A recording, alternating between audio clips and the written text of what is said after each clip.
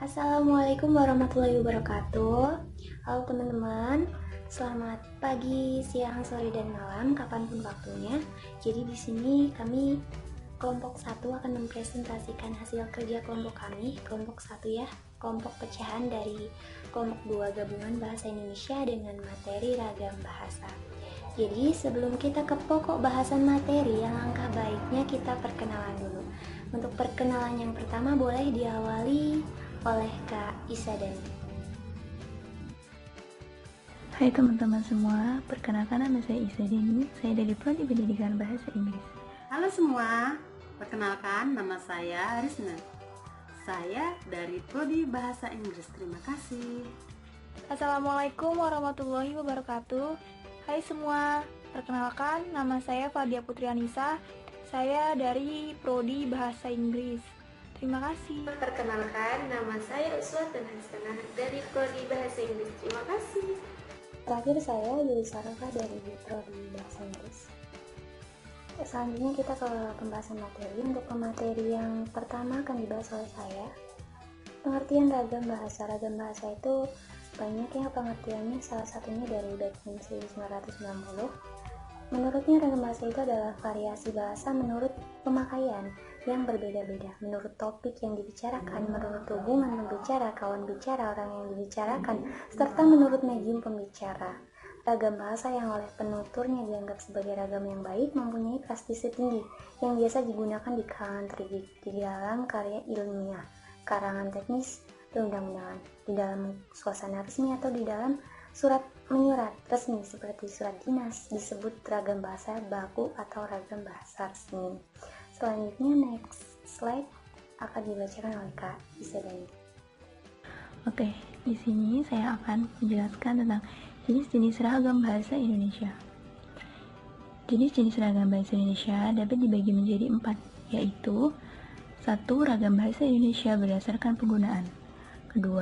Berdasarkan media. 3. Berdasarkan situasi. Dan yang terakhir, berdasarkan bidang atau tema yang sedang dikomunikasikan. Kemudian, ragam bahasa Indonesia berdasarkan penggunaan. Ragam bahasa Indonesia lama. Ragam bahasa Indonesia lama dipakai sejak zaman Kerajaan Sriwijaya sampai dengan saat dicetuskannya Sumpah Pemuda. Ciri ragam bahasa Indonesia lama masih dipengaruhi oleh bahasa Melayu. Bahasa Melayu sendiri inilah yang akhirnya menjadi bahasa Indonesia. Kemudian, ragam bahasa Indonesia baru. Penggunaan ragam bahasa Indonesia baru dimulai sejak dicetuskannya Sumpah Pemuda pada tanggal 28 Oktober 1928 sampai dengan saat ini.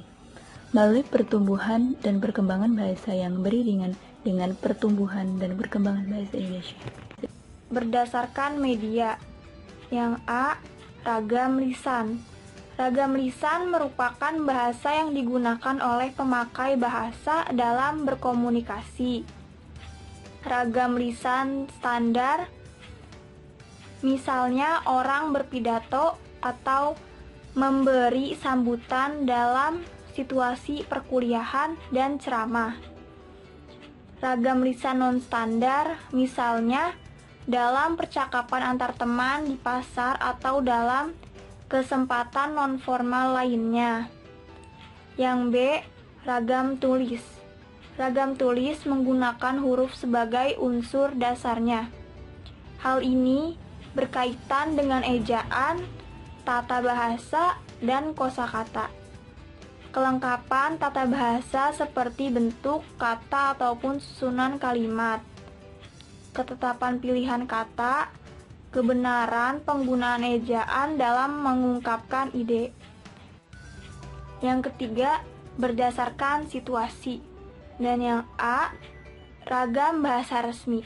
Ragam bahasa resmi adalah ragam bahasa yang biasa digunakan dalam suasana resmi atau formal, misalnya surat dinas, pidato, dan makalah atau karya tulis.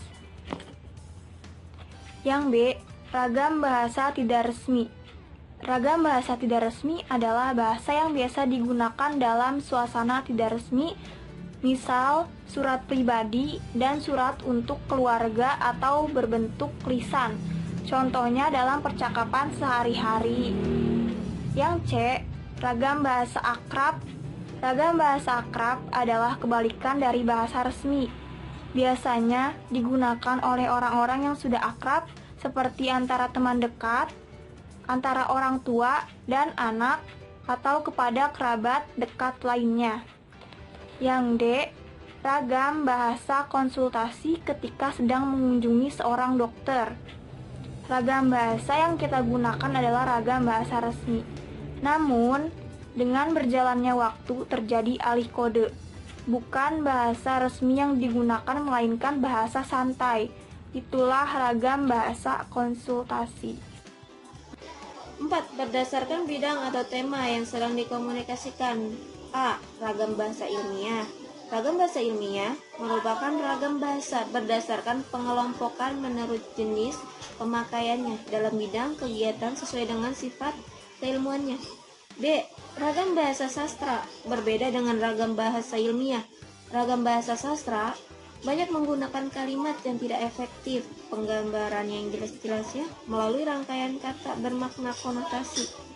Sering dipakai dalam ragam bahasa sastra. Hal ini dilakukan agar tercipta pencitraan di dalam imajinasi pembaca. C. Ragam bahasa iklan. Ragam bahasa iklan bergaya bahasa hiperbola, berpersuasif, dan berkalimat menarik.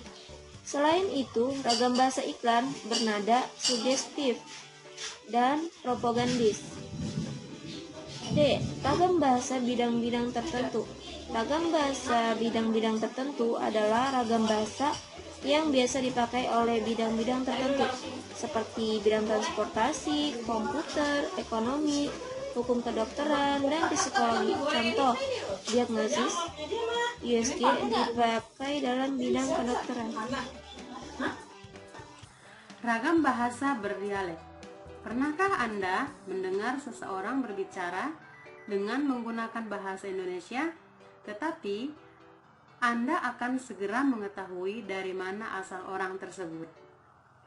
Dan ragam bahasa Indonesia yang baik dan benar. Pengertian benar pada suatu kata atau satu kalimat adalah pandangan yang diarahkan dari segi kaidah bahasa. Sebuah kalimat atau sebuah pembentukan kata dianggap benar apabila bentuk itu mematuhi kaidah-kaidah yang berlaku. Selesai, itulah seputar video presentasi dari kelompok kami. Mungkin banyak sekali kekurangan dalam kami mempresentasikannya. Untuk itu kami mohon maaf atas segala kekurangan dan kelebihannya.